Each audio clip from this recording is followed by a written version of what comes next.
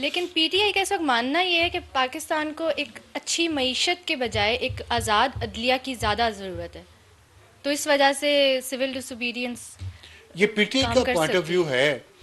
तो उन्होंने मईशत पे वैसे भी कभी पहले भी तवज्जो नहीं दी। अदलिया जब साकिब निसार वाली थी, जब आसिफ सईद खोसा वाली थी, जब गुलजार वाली थी, जब उमर अताब बंदियाल वाली थी, तो आज़ाद थी ना। पीटीआई के स्टैंडर्ड्स के मुताबिक तो वो आज़ाद अदलिया थी ना। पीटीआई के स्टैंडर्ड तो अपने हैं ना, उनके लिए अपने लिए अलग हैं, और बाकी जो उनके ऊपर तनकीद करते हैं उनके लिए अलग स्टैंडर्ड्स हैं। उस वक्त तो उनकी अदलिया आज़ाद थी, तो मईशत किधर थी? अभी खैबर पख्तूनख्वा का हाल देखा आपने कभी जाके? वहाँ पूछे लोगों से उनकी ज़िंदगी कितनी मुश्किल है। वह कुरम एजेंसी में जो लोग कल 9 बच्चे मर गए, अद्वियात नहीं थी नहीं होने के हॉस्पिटल्स में। बावजूद। शर्म आई किसी को? पूरी पीटीआई लीडरशिप में से वो पख्तून नहीं है। वो पख्तून बच्चे जो वहाँ मरे हैं बीमार होके दवाइयों के ना होने की वजह से, वो पख्तून नहीं थे। अब खैबर पख्तूनख्वा की हुकूमत को कोई नहीं पूछेगा। तो खैर ये बातें हैं सारी। कमिंग बैक टू और फवाद चौधरी साहब, वो आप कह रहे हैं कि एक अहम रोल प्ले कर सकते हैं। उन्होंने कल एक स्टेटमेंट भी दिया कि खान साहब का जो अकाउंट बाहर से ऑपरेट हो रहा है, अगर वो पाकिस्तान से ऑपरेट होना शुरू हो जाए तो भी मामलात देखें काफ़ी बेहतर हो वही सकते हैं। बात जो मैंने की है वो उसने कर आप हमेशा से ये कहते तो आए वो हैं। देखिए पीटीआई के अंदर एक बहुत सीरियस संजीदा लीडरशिप जो है वो समझती है कि जो बाहर बैठे लोग हैं ना, मफाद परस्त हैं। वो इमरान खान का नाम इस्तेमाल करके वहाँ भीख मांगते हैं, चंदा जमा करते हैं और उससे याशी करते हैं, इमरान खान का नाम इस्तेमाल करके। और खुदा न खास्ता जो हम कल भी बात कर रहे थे कि उनके लिए इमरान खान जिंदा हो या ना जिंदा हो, खुदा न खास्ता उनके लिए डॉलर ही डॉलर हैं। तो ये जो इतनी इतनी गंदी सोच के लोग जो बाहर बैठे हुए हैं, जिसकी वजह से इमरान खान को नुकसान हो रहा है, पीटीआई को नुकसान हो रहा है, पाकिस्तान को नुकसान हो रहा है, उसके उनके खिलाफ पाकिस्तान के अंदर से भी आवाज़ें उठ रही हैं। लेकिन मसला ये कि खान साहब जो है ना, वो डबल गेम कर रहे हैं, बल्कि ट्रिपल गेम कर रहे हैं। उन्होंने अंदर इतनी सारी एक कमेटी बना दी है, मैंने आपको कहा। दूसरी तरफ फैसल चौधरी और फवाद चौधरी हैं। अब ये क्यों है दरमियान में बफर क्यों रख रहे हैं? ताकि खान साहब को किसी वक्त यू टर्न लेना पड़े, मुकरना पड़े अपनी बात से, तो मुकर जाएं, यू टर्न ले लें कि जी मुझे तो फैसल चौधरी ने कुछ और बताया था, फवाद चौधरी ने कुछ और बताया था, मुझे उमर अयूब ने कुछ और बताया था, बुशरा ने कुछ और बताया था। ये कन्फ्यूजन वैसे हमने पीटीआई में काफ़ी टाइम से हम देख रहे हैं कि देखने नहीं पैदा की गई है जानबूझ के खुद। अच्छा, जी, खुद, ताकि किसी, कोई एक लीडरशिप नहीं है, कोई कोई एक बंदा नहीं है जो मैसेजिंग करता हो, ना बाहर आके कोई एक शख्स बात करता है, ना अंदर जाके कोई एक शख्स बात करने वाला क्योंकि है। आप क्लैरिटी चाहते नहीं हैं। आप जो ये ग्रे एरियाज हैं इसमें रखने से खान को फ़ायदा क्या हो रहा है कि वो अपने आप को एक बहुत पॉपुलर और बहुत रेजिस्टेंस वाला लीडर साबित करना चाहते हैं। खान साहब ये चाहते हैं कि मैं इक़्तिदार में रहूं तो ठीक है, मैं ना रहूं इक़्तिदार में तो यहाँ स्टेबिलिटी आए या ना आए इससे उन्हें कोई फ़र्क नहीं पड़ता। अवाम के लिए थोड़ा अरसा सुकून का मिले या ना मिले, बाद में स्ट्रगल शुरू, उन्हें ये चीज़ इंपॉर्टेंट नहीं है। उनके लिए अपनी ज़ात इंपॉर्टेंट है, तो वो उसके लिए कर रहे हैं और उसमें वो कामयाब है। और यही जो है ना, अभी मैंने आपको बताया बफर जोन जो उन्होंने क्रिएट किया हुआ है, फवाद चौधरी का और फैसल चौधरी का, और ये जो कमेटी बनाई हुई है 7 मेंबर, उन्होंने 2 सेनेटर्स भी उसमें डाल दिए हैं। और उसमें वो इसीलिए है कि उन्हें किसी भी चीज़ पे वो नॉन कमिटल रहना चाहते हैं, वो कमिट नहीं करना चाहते कुछ भी, जब तक कि उनकी मर्ज़ी की बात नहीं हो जाती। और उनकी मर्ज़ी की बात शायद ना हो, तो एक मुसलसल कशमकश है, एक मुसलसल झगड़ा है जो चलेगा। अच्छा, इसके अंदर इंटरनेशनल फैक्टर भी इम्पॉर्टेंट है, और इंटरनेशनली भी हम देख रहे हैं कि प्रोपेगेंडा अब काफ़ी शुरू हो गया ट्विटर के ऊपर। अगर आपने फॉलो किया हो, रायन ग्रिम है एक जर्नलिस्ट, उन्होंने अभी एक ट्वीट किया कल परसों के several million Pakistani American diaspora, several millions तो वो हैं भी नहीं। जो लेटेस्ट सेंसस है उसके मुताबिक दे आर लाइक 6 लाख और 7 लाख, इसके अराउंड एक फिगर है। हाफ अ मिलियन तकरीबन। तो ये क्या पीटीआई बाहर इतनी स्ट्रांग हो चुकी है, ये लॉबिंग का इफेक्ट है, या जो पीटीआई का सोशल मीडिया के ऊपर प्रोपेगेंडा है उससे जर्नलिस्ट भी इवन अफेक्ट होना शुरू हो गए हैं कि वो कुछ भी कहे देखिए, जा रहे एक हैं। तो मुझे पता नहीं ये कौन जर्नलिस्ट हैं भी जर्नलिस्ट का नहीं, क्योंकि आजकल फेकरी इतनी ज़्यादा है, झूठ इतना ज़्यादा है, ख़ास तौर पे जो पीटीआई के सपोर्टर्स और फॉलोअर्स हैं उनके लिए कोई अखलाकी हैसियत है नहीं कि झूठ बोल रहे हैं या सच बोल रहे हैं।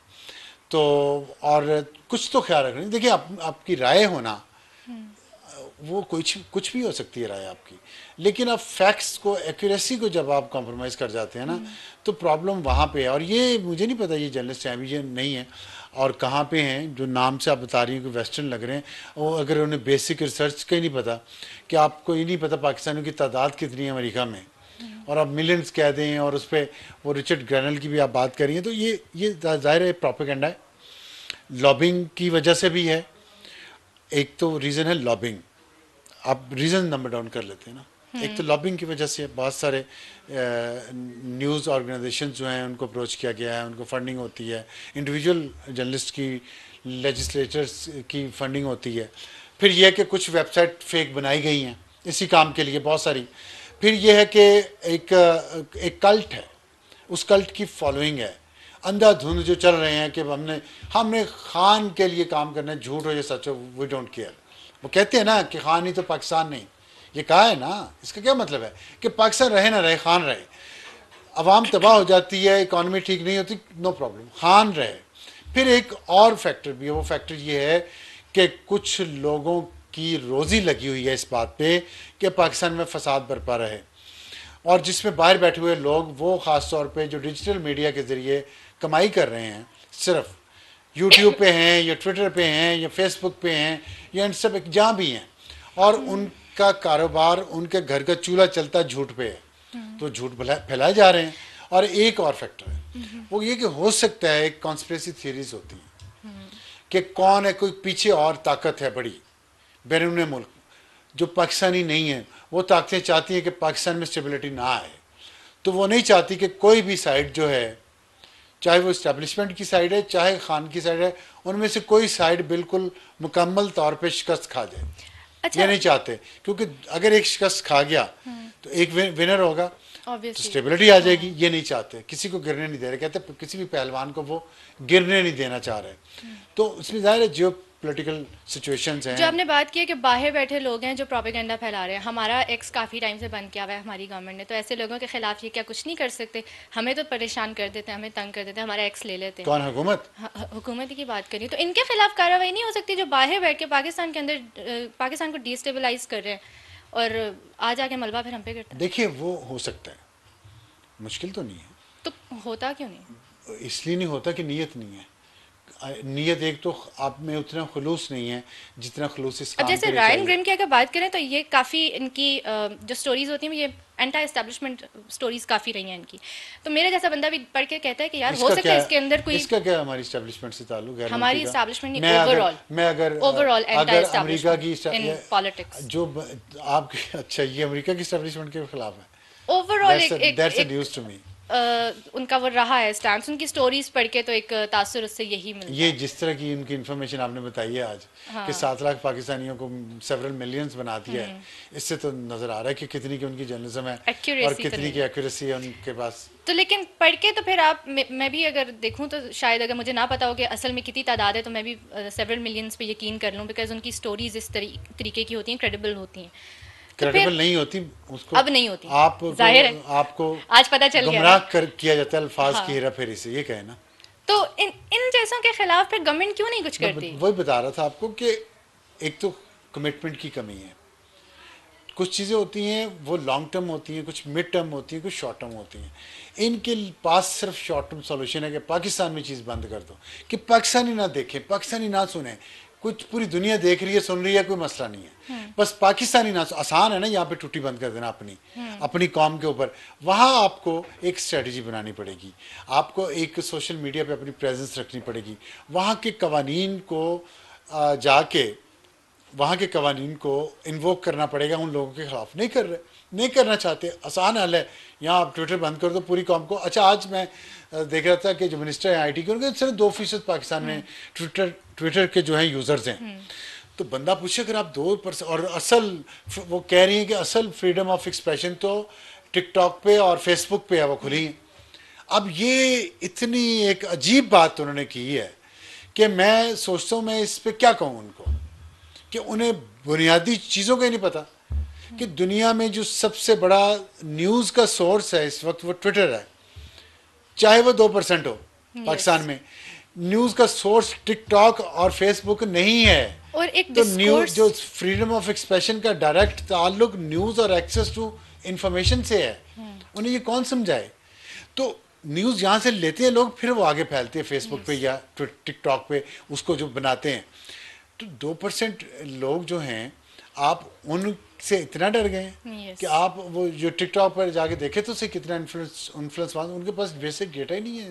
उनको पता ही नहीं टिकटॉक किस तरह लोगों को ख़राब कर रहा है, उनकी जहन साजी किस तरह टिकटॉक कर रहा है, उन्हें अंदाज़ा ही नहीं है। 2% लोग तो फिर चले, पढ़े लिखे हैं, एग्जैक्टली। शहरों में रहने वाले हैं।